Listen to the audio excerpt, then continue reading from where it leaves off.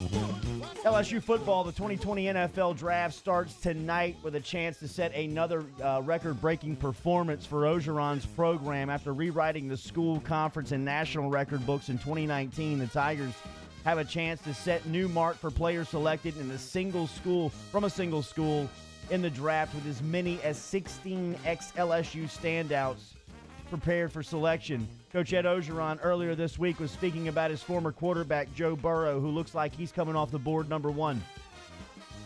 Joe didn't play in 3 years, and he came here and he earned the respect of the football team. And Joe wasn't the Heisman Trophy winner when he got here. He developed, he got better, he kept his mouth shut. Obviously, we all heard the stories, number one draft pick, going to this team or that team, haven't had a good record, whatever. I think that Joe has not had a silver spoon in his mouth all his life. I think Joe has had to fight all his life, and I think that if he does have to fight, and it may be Cincinnati, he's willing to fight for that. And he's willing to build a team and willing to go through adversity if he has to. Nothing was promised to him here. He came here and with faith and built a championship team. And I don't see why not he couldn't do it in Cincinnati. All those things are true about Joe, but you could really say that about most of this LSU draft class. Clyde Edwards-Helaire was told he wasn't good enough. He was going to be replaced by a freshman by the third game. You look at Justin Jefferson, two-star recruit. Christian Fulton, after the situation that he went through, well, he'll never get back to the NFL. Even like going down the list, like Thaddeus Moss. Yeah. Okay, well, he's a transfer. He was injured when he first got here. He's not going to be anything. Adrian McGee.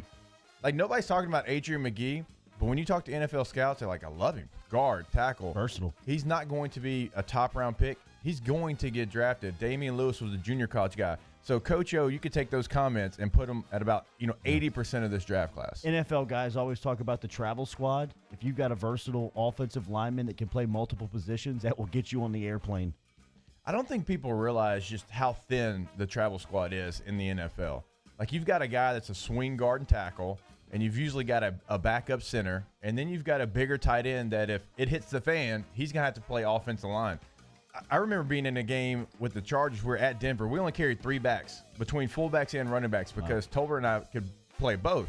Well, Tolbert gets hurt. Ryan Matthews gets hurt. And so for the full game, I was the only guy left. And that's how that works in the NFL. And that's why the numbers, and that's why you continue to fight to try to get more guys on the active roster. Zach Taylor, head coach of the Cincinnati Bengals, who own the number one pick tonight in the NFL draft, was asked yesterday on the NFL Network how LSU quarterback Joe Burrow fits into the vision of what the Bengals have ahead.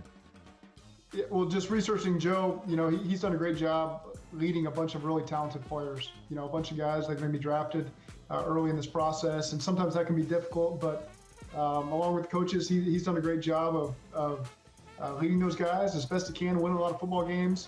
And then you talk about on the field, he's very accurate. He's a great decision maker. He can extend plays. A lot of things that excite you at the next level. More from Taylor, who was on ESPN's Get Up yesterday morning, talking more on Burrow.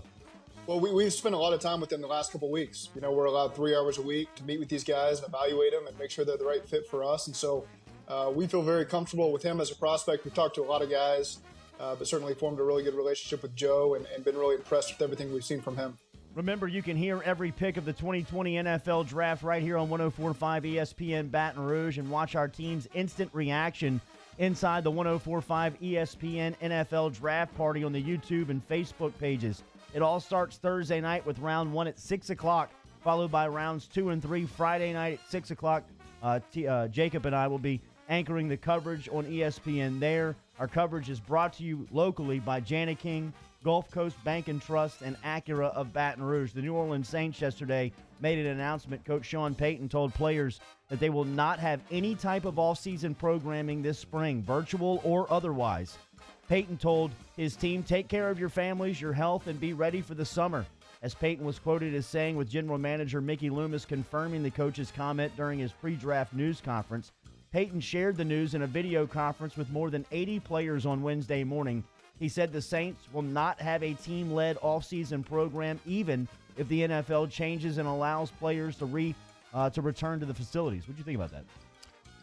When I saw the part about even if they're allowed to return to facility, that was a big statement there. And that's a guy that trusts his veteran team. You can't do that with a young team. You've got to have an older team that you think is going to come back in the best shape, like he mentioned. So it's a bold move, but if a team can do it, the Saints are about as veteran as there is in the NFL. That's the first thing I thought of.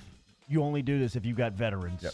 If you've got a veteran team that you can trust and put out of the building for a summer, you better have some real good leaders on the team, and the Saints seem to have that. And those leaders will go even over the top to be ready when they do come back because that coach put that faith in them. Tiger Woods, Phil Mickelson, Tom Brady, and Peyton Manning are set to tee off for COVID-19 relief. Golf legends Woods and Mickelson will be joined by the NFL greats Manning and Brady for the second edition of the match, a 2-on-2 made-for-television golf competition which will benefit coronavirus relief. Turner Sports confirmed the event.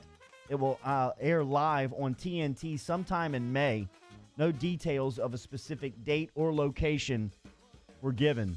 Some NCAA women's news. Muffet McGraw, Hall of Famer Muffet McGraw, is retiring as women's basketball coach at Notre Dame after 33 years. She announced that on Wednesday. McGraw went 848 and 252 at Notre Dame. That's really, really good. And led the school to national championships in 2001 and 2018. The Fighting Irish won 67 NCAA tournament games and have made 24 consecutive NCAA tournament appearances under McGraw, as she announced her retirement after 33 years in South Bend on Wednesday. Those are your headlines. What's trending here on Off the Bench.